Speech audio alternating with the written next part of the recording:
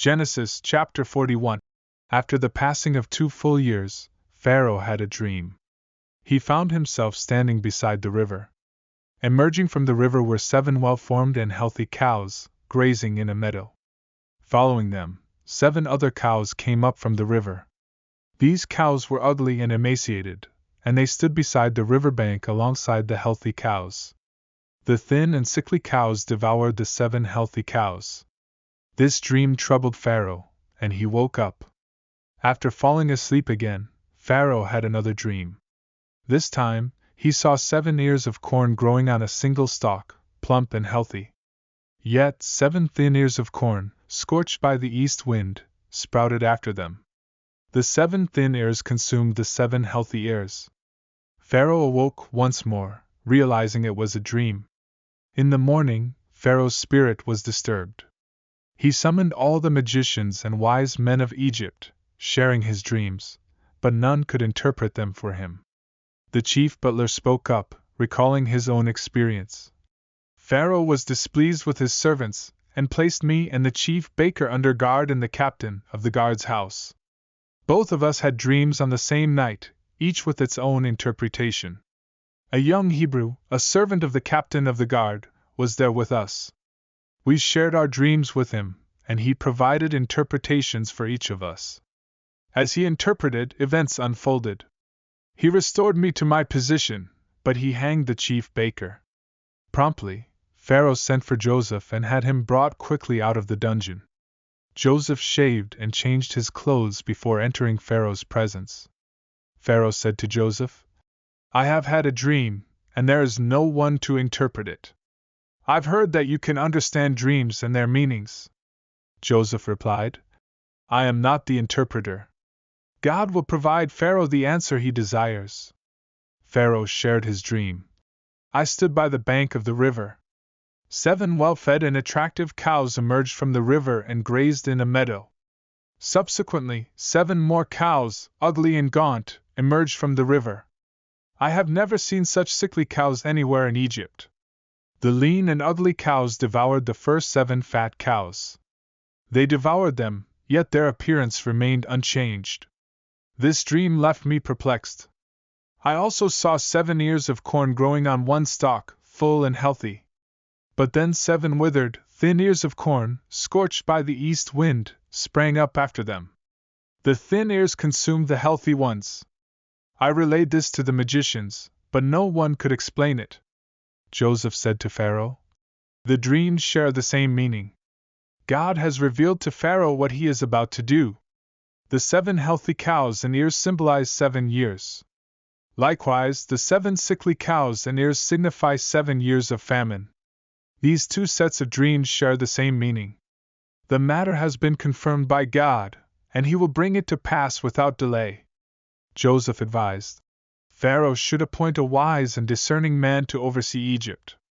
During the years of plenty, store up food in preparation for the 7 years of famine that will follow. This will ensure the land's survival. The land will experience 7 years of abundance, followed by 7 years of famine, during which the abundance will be forgotten. The famine will be so severe that it will devastate the land. The abundance will be overshadowed by the famine's severity, rendering it inconspicuous. God doubled the dreams to Pharaoh twice because the matter is established by him, and it will come to pass swiftly." Joseph advised Pharaoh to appoint a prudent and wise administrator to oversee Egypt. This administrator should collect 1/5 of Egypt's produce during the years of plenty. This food should be stored for the coming famine, to ensure the survival of the land. Pharaoh approved this plan, finding it wise, as did his servants. Pharaoh remarked to his servants, "Is there anyone else as filled with the Spirit of God as this man?" Turning to Joseph, Pharaoh stated, "Because God has shown you all this, there is none as wise and discerning as you. You shall oversee my household, and all my people will heed your commands. Only in my throne will I surpass you," Pharaoh declared. "I am placing you in charge of all Egypt." Pharaoh removed his signet ring and placed it on Joseph's hand. He clothed Joseph in fine linen garments, and placed a gold chain around his neck. He had Joseph ride in the 2nd royal chariot, and those before him called out, "Bow the knee!" Thus, Joseph was appointed ruler over Egypt. Pharaoh proclaimed, "I am Pharaoh, and without your consent, no one shall do anything in Egypt." Pharaoh bestowed upon Joseph the name Zaphnath-paaneah and gave him Asenath, Poti-pherah's daughter, as his wife. Joseph traveled throughout Egypt. Joseph was 30 years old when he stood before Pharaoh, king of Egypt. After leaving Pharaoh's presence, Joseph traveled across Egypt. During the 7 years of plenty, the land yielded abundant harvests. Joseph gathered the food produced during the 7 years and stored it in the cities, stockpiling the grain from the fields surrounding each city. The grain was amassed in large quantities, beyond counting. Before the famine began, Joseph had 2 sons by Asenath, the daughter of Poti-pherah, priest of On.